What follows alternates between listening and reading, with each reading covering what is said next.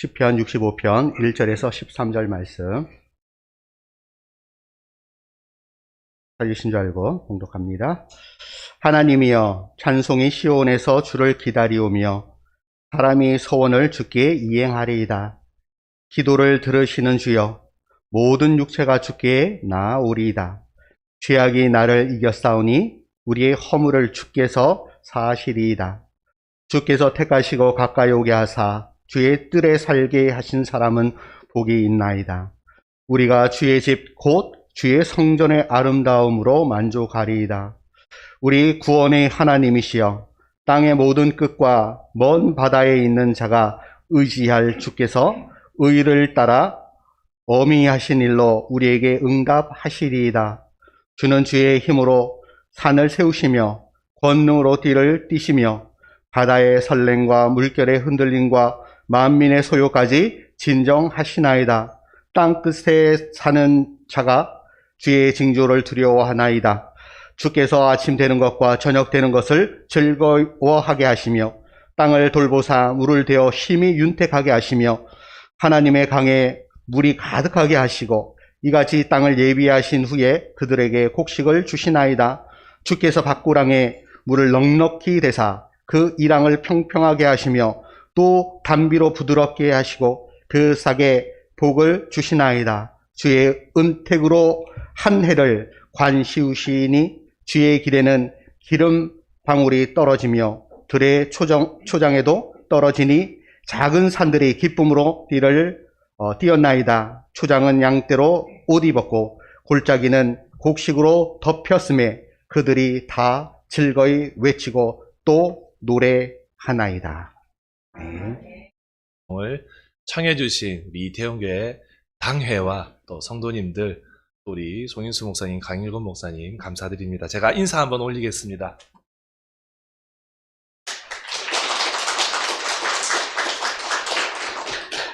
갑자기 인사를 해서 많이 당황을 하신 것 같은데, 이렇게 또 젊은 목사님이 왔다고 소개를 해주셨는데 너무 과하게 소개를 해주셨고, 부족하지만 또 이렇게 또 주님의 길을 가는 여정 가운데 또 오늘 이렇게 이태원교회에서 함께 말씀을 전하게 되었습니다. 젊은 목사님이 와서 뚫어져라 바라보시는데 왜 저 목사님은 코가 빨간가 이런 생각하시는 분 계실 것 같아요. 예, 아침부터 뭐 마시고 온 게 아니고 코에 뽀드락지가 났습니다. 그래서 지금 삭히고 있는 과정 가운데 오늘 이렇게 말씀을 전하러 왔습니다.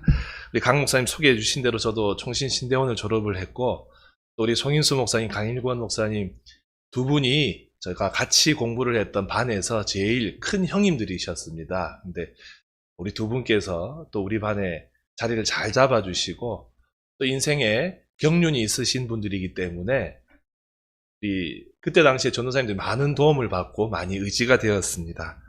이렇게 귀하게 동력하시는 두 분, 또 동력하시는 이 교회에 와서 말씀 전하는 것, 저에게 주신 귀한 배려로 알고 열심히 주의 길을 가는 종이 되겠습니다. 다시 한번 우리 이태원교회 성도님들께 감사 인사 드립니다. 여러분들 연말 연초에 이렇게 많은 계획들을 세우셨을 겁니다. 그래서 아마 한국교회 많은 성도님들도 연말 연초에 하나님 저 이렇게 살겠습니다, 또 이런 기도 제목이 있습니다 하면서 많이 나아갔을 겁니다. 벌써 3주가 되었습니다.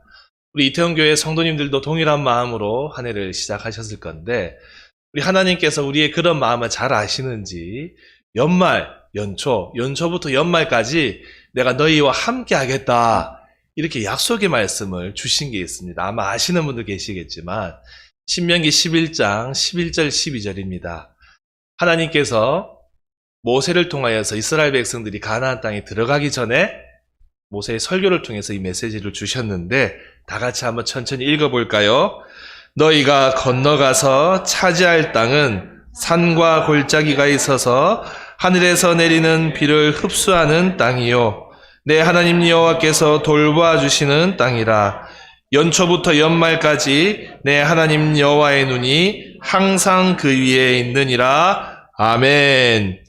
연초부터 연말까지 하나님의 눈이 가나안 땅에서 이스라엘 백성 너희와 함께 하겠다, 모세의 입술을 통해서 하나님께서 약속해 주시죠. 이 하나님의 보호하심과 인도하심, 이 말씀 내가 한 해 동안 연초부터 연말까지 1년 내내 너희와 함께 하겠다는 귀한 말씀입니다. 그런 점에서 우리 하나님은 소망의 하나님 되십니다. 믿으십니까? 우리 하나님은 우리 가운데 소망을 보여주시고 소망 가운데로 인도해 주십니다. 우리의 삶 가운데 고난이 있고 고통이 있다 할지라도 그 고난을 헤쳐나갈 수 있는 힘을 주시고 길을 열어주시는 분이 바로 우리 하나님 되십니다. 이 하나님께서 우리 이태원교회 성도님들의 올 한 해의 삶을 복주시고 인도해 주실 줄로 믿습니다. 오늘 제가 살필 이 시편 65편의 말씀은 다윗의 고백입니다. 이스라엘 예배 공동체가 하나님 앞에 예배할 때에 지휘자, 인솔자의 그 반주 혹은 지휘에 맞춰서 함께 불렀던 노래가 이 시편 65편입니다. 다윗이 많은 시편을 남겼습니다. 근데 다윗의 시편을 가만히 살펴보면 원수들에 대한 이야기를 많이 합니다. 주님, 원수 좀 갚아주십시오. 저 원수들이 나를 괴롭히는데 하나님 저 원수들을 좀 무찔러 주십시오. 심지어 등에 활을 쏘아달라고 그렇게 하나님 앞에 그 심령을 토로하는 다윗의 모습을 봅니다. 그래서 다윗의 시편에 원수들에 대한 이야기가 참 많이 나오는데 몇몇 시편은 아주 긍정적인 그런 내용이 전혀 나오지 않는 시편들이 몇 편이 있습니다. 그 중에 하나가 이 65편입니다. 어떤 학자들은 오늘 11절 우리가 봤던 11절 말씀에 한 해를 관시우시니라는 표현 때문에 한 해를 결산하는 가을에 아마 이스라엘 공동체가 추수감사를 하면서 이 노래를 불렀을 것이다. 이렇게 이야기하는 학자도 있고 또 본문에 보면 밭고랑에 이랑에 물이 가득하다라는 표현 때문에 아마 봄에 농번기인 여름까지 그때 불렀던 찬양일 것이다. 이렇게 생각하는 학자들도 있습니다. 여튼 배경이 어떻든 간에 이 65편은 하나님께서 주시는 영적인 복, 또 물질적인 복에 대한 감사의 고백인 것은 같습니다. 이 고백을 오늘 함께 살피면서 우리 삶의 교훈을 얻고 또 우리의 기도 제목을 찾는 이 시간 되기를 원합니다. 먼저 다윗이 신앙 고백을 올려드렸습니다. 소망 되신 하나님 앞에 고백을 올려드리는데 가장 우선적으로 올려드려야 될 고백을 이 시편에 이 다윗의 고백을 통해 볼 수 있습니다. 3절과 4절입니다. 다 같이 한번 천천히 읽어볼까요? 죄악이 나를 이겼사오니 우리의 허물을 주께서 사시리이다. 주께서 택하시고 가까이 오게 하사 주의 뜰에 살게 하신 사람은 복이 있나이다. 우리가 주의 집 곧 주의 성전의 아름다움으로 만족하리이다. 아멘. 여러분, 다윗의 고백은 이렇습니다. 하나님, 무거운 죄짐 때문에 제 어깨가 무겁습니다만 우리의 허물과 죄를 우리 주님께서 다 해결하신 줄 믿습니다. 이 모든 것을 주님이 해결하셨습니다. 주님이 택하신 사람, 주님이 가까이 하시는 사람, 주님 전에 함께 예배하는 사람은 복이 있습니다. 우리가 주님의 처소, 주님의 아름다운 성전을 보며 그 주님의 아름다우심과 그 찬란한 영광, 그것 안에서 사는 것, 그것을 찬양하는 그 삶, 그 하나로 우리는 만족합니다 하는 것이 바로 이 3절과 4절의 고백이지요. 다윗이 지금 무엇을 고백하고 있습니까? 나의 죄의 문제를 해결해 주신 분은 하나님이십니다. 죄 용서해 주신 분이 바로 하나님이십니다. 곧 구원자 되신다는 이 고백을 올려드리고 있는 거죠. 그래서 5절에 보면 우리 구원의 하나님이여 라고 다윗이 고백하고 있죠. 여러분, 신앙생활이 무엇입니까?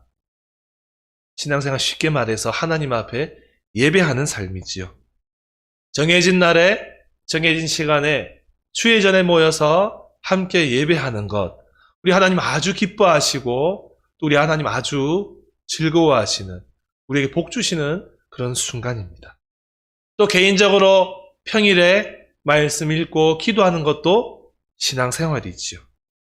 여러분, 그런데 왜 우리가 신앙생활, 이 외적인 신앙생활을 왜 하고 있습니까? 그것은 다른 이유가 없습니다. 바로 하나님께서 예배 받으시기에 합당하신 분이고 피조물 된 우리의 인간됨의 도리는 그 하나님 앞에 영광 돌리는 것이 마땅하기 때문에 그러합니다. 그래서 우리가 주님 앞에 예배하는 것이죠. 네, 여러분, 우리가 예배하는 삶이 쉽습니까? 쉽지 않을 때가 참 많습니다. 왜 그렇습니까? 우리의 마음이 연약하고 우리의 마음이 흔들리기 때문이죠. 쉽게 시험에 쓰러집니다. 쉽게 유혹에 넘어갑니다. 그래서 우리의 마음을 잘 지키는 것이 중요합니다. 마음을 잘 지켜야 외적인 삶도 살아낼 수 있죠. 마음이 여러분 행동을 지배합니다. 그런 점에서 여러분, 신앙생활이란 우리의 마음을 하나님 앞에 고정하는 것입니다. 하나님 앞에서 변치 않게 하나님 앞에 의리를 지키는 것이 바로 신앙생활이다 하는 것이죠. 주님께서 베풀어 주신 은혜에 감사하고 그것을 늘 생각하며 하나님께서 나를 백성 삼아 주셨으니 예배할 수 있게 해주신 것 정말 감사합니다. 이 마음 변치 않고 살아가는 것, 그것을 신앙생활의 마음가짐이다 이렇게 말씀할 수 있는 거죠. 사랑하는 이태원 교회 성도 여러분, 오늘 이 다윗의 고백을 우리의 마음에 새겼으면 좋겠습니다. 구원의 은혜를 베풀어 주신 주님, 저를 택해 주심에 감사드립니다.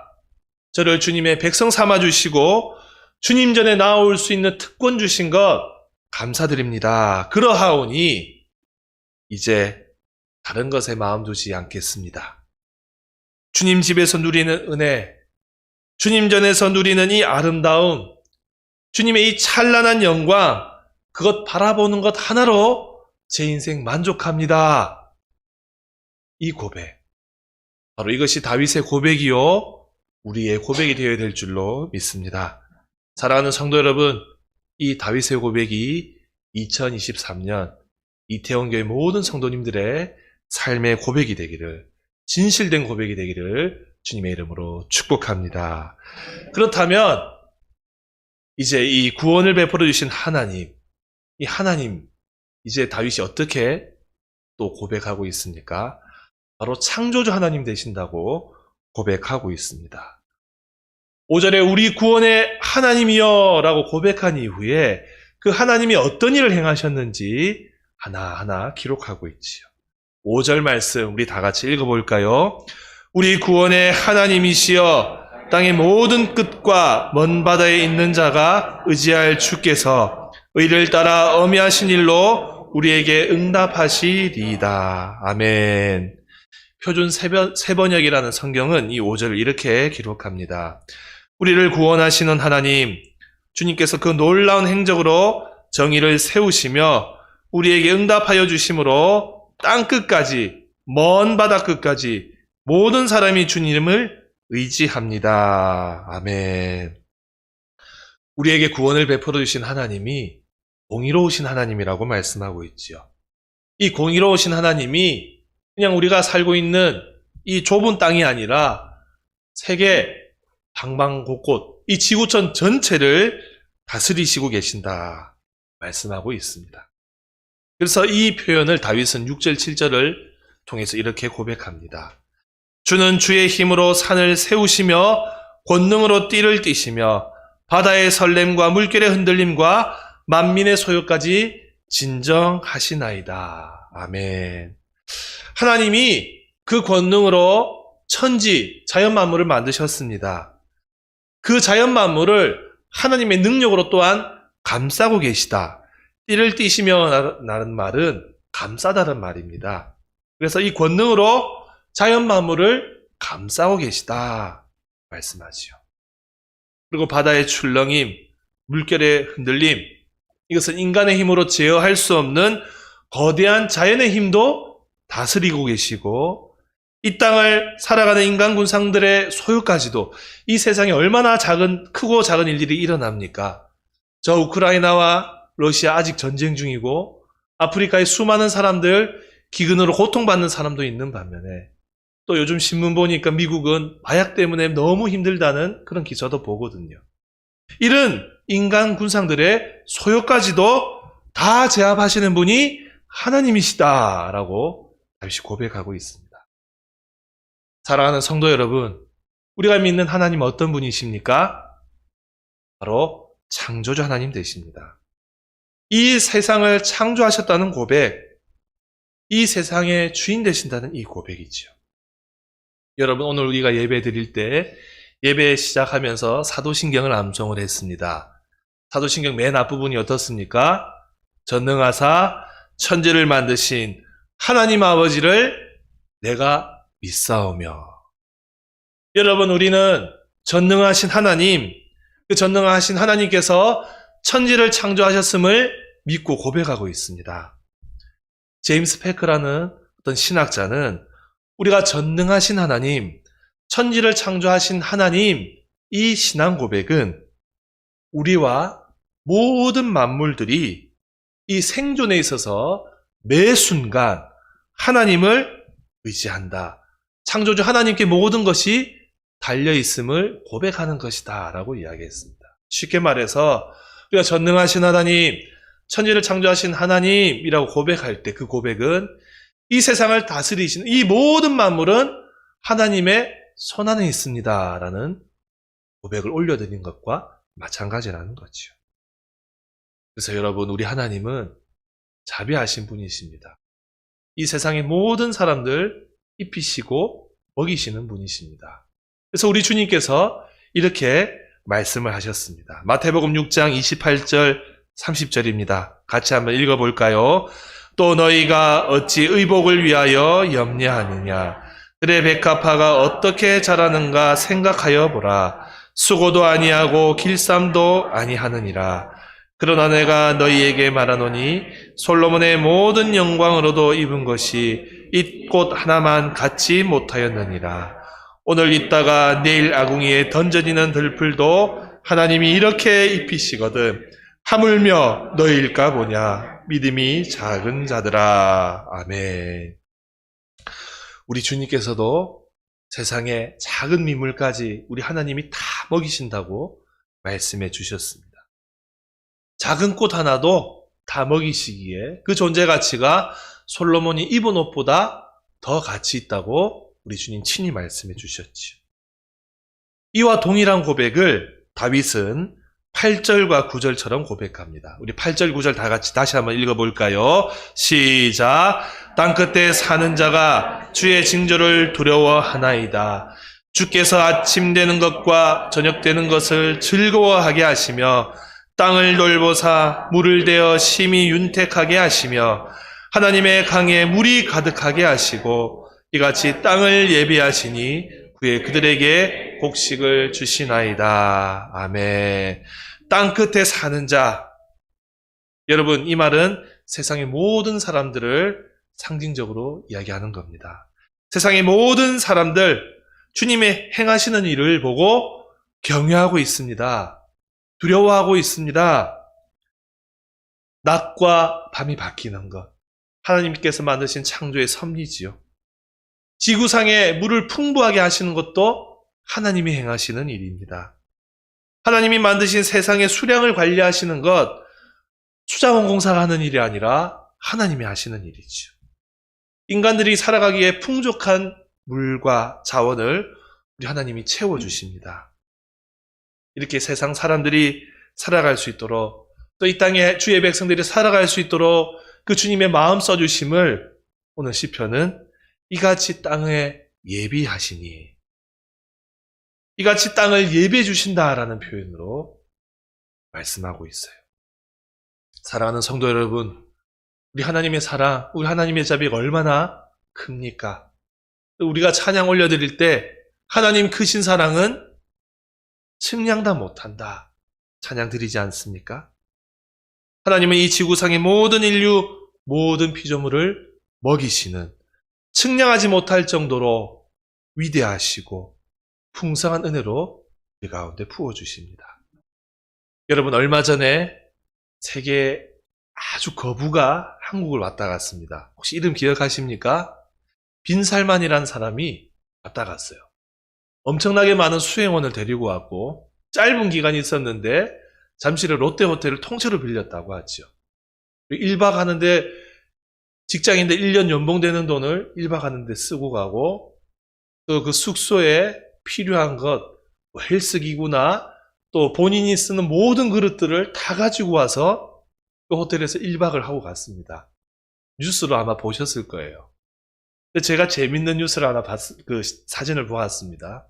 그 빈살만과 우리나라의 재벌 총수들이 만나서 이야기 나누는 사진이 한번 올라갔습니다.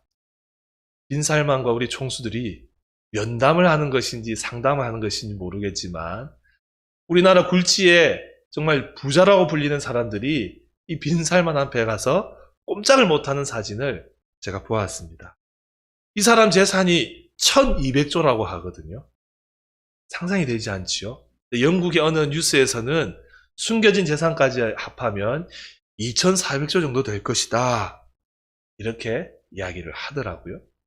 그래서 모든 것을 다 할 수 있는 사람이라 해서 별명이 미스터 에브리싱이라 합니다. 영어로 모든 것을 다 아는 사람, 이런 뜻이죠. 여러분, 이 사람 큰 부자입니다. 우리가 생각하는 세상의 모든 일을 할 수 있을 것 같습니다. 여러분, 이 사람이 세상에 이 수량, 이 세상의 수질, 우리 이 모든 물의 통제를 할 수 있습니까? 이 사람 할 수 없습니다. 이 사람이 가지고 있는 재산, 석유 팔아서 부자가 되었지 않습니까?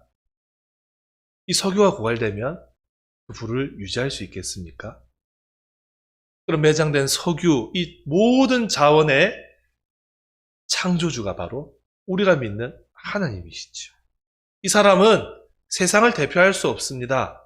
이 사람은 돈으로 많은 것을 할 수 있을 것 같지만 하나님 앞에서는 한갓 미물에 지나지 않습니다.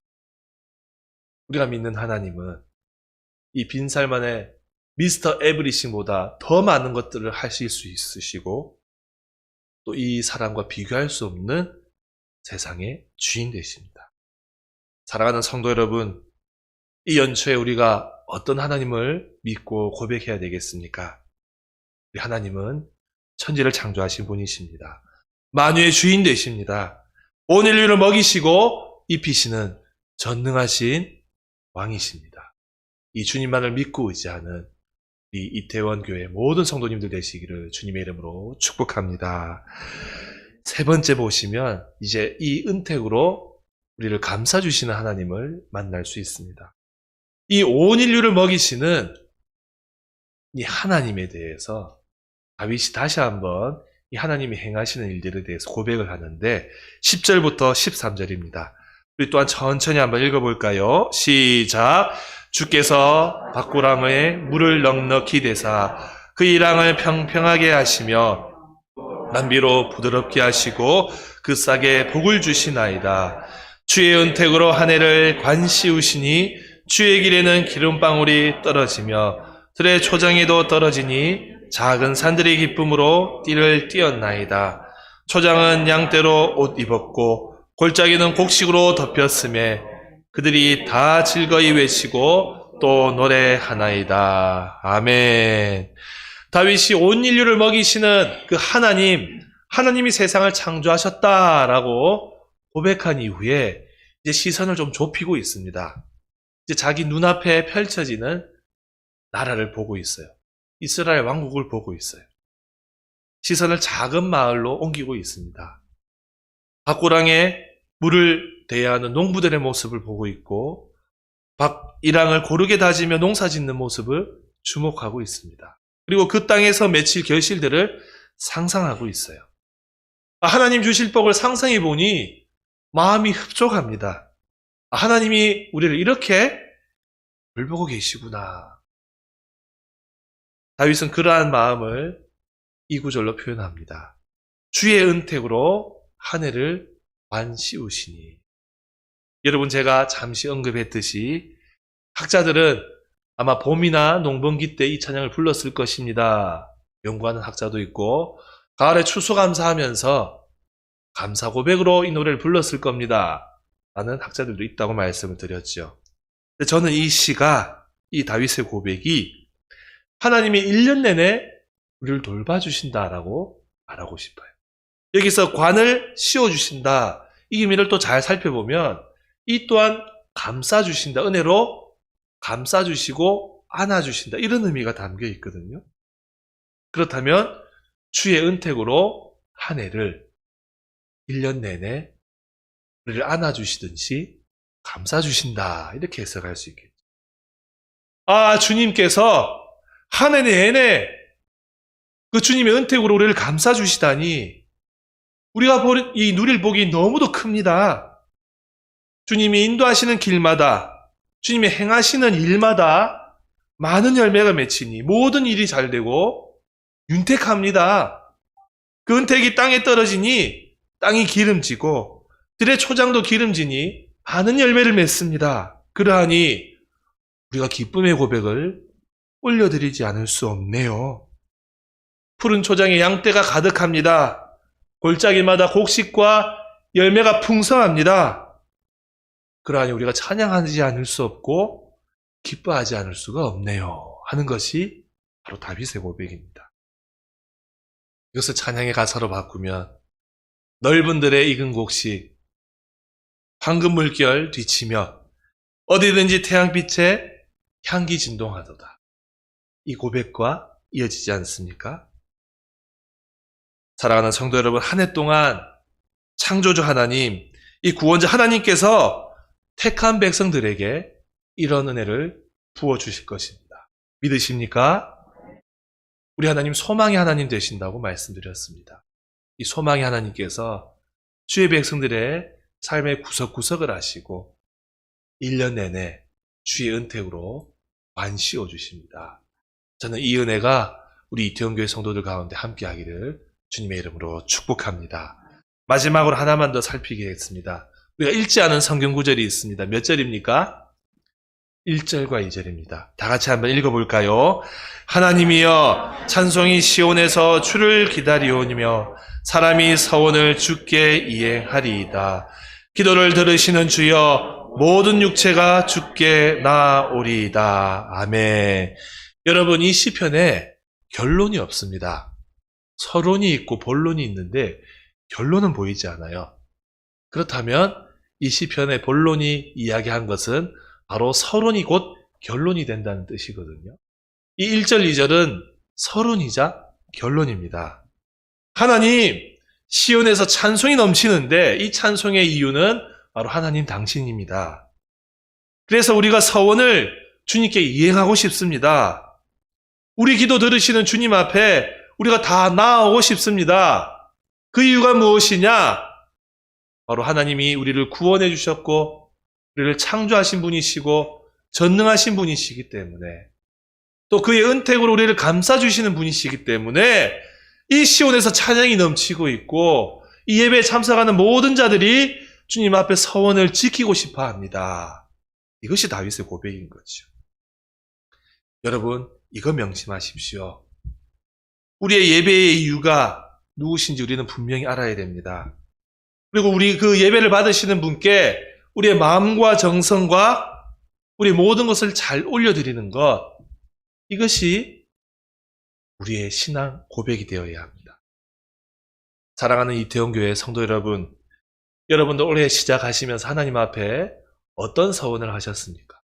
또 어떤 결단을 하셨습니까? 하나님이 2023년 그동안 제가 개인 기도 생활 부족했는데 이제 2023년에는 하루의 시간을 얼마를 내어서 꼭 이 시간 지키겠습니다. 하나님, 작년엔 제가 성경 1독밖에 못했는데 올해는 제가 2독 하겠습니다. 이런 결단하신 분들 분명히 계실 거라고 저는 믿습니다. 그리고 결단하셨죠?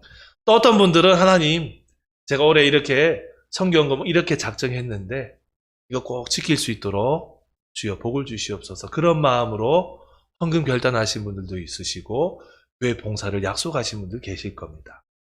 여러분 오늘 다윗의 이 고백을 우리 삶에 적용하자면 다윗이 하나님 앞에 찬양드리고 서원을 지키겠다 했을 때 하나님이 우리의 창조주 되시기 때문에 우리의 삶의 모든 것들을 채워주시고 우리의 바디랑과 또 우리가 농사짓는 모든 것에 큰 복을 주실 줄 믿기 때문에 주님 앞에 찬양드리고 우리의 삶을 결단하고 서원합니다. 이 서원을 지키겠습니다. 말씀하는 거죠.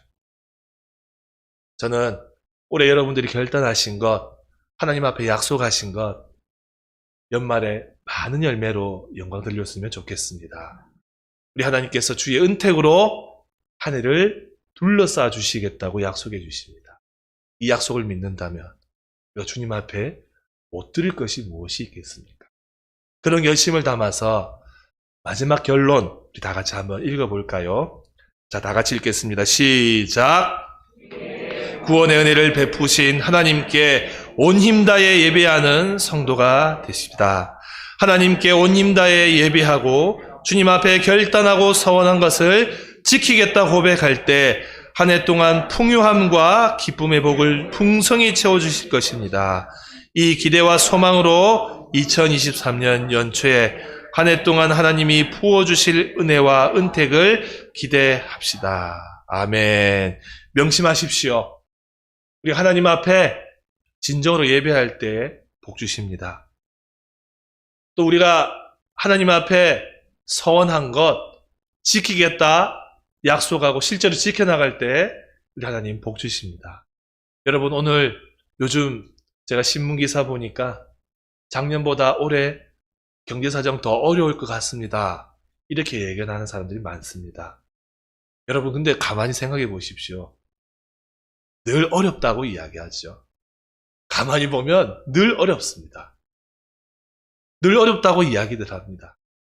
그래도 하나님께서 우리의 삶을 온전히 늘 인도해 주시지요. 우리 이태원교회 성도님들 이 연초에 주의 은택으로 우리 하나님 둘러싸 주신다 약속하시니 이 창조주 하나님, 구원의 하나님, 우리의 삶을 은택으로 채워주시는 그 하나님 앞에 모든 것을 올려드리며 살아가는 이태원교회 모든 성도님들 되시기를 주님의 이름으로 축복합니다. 기도하겠습니다.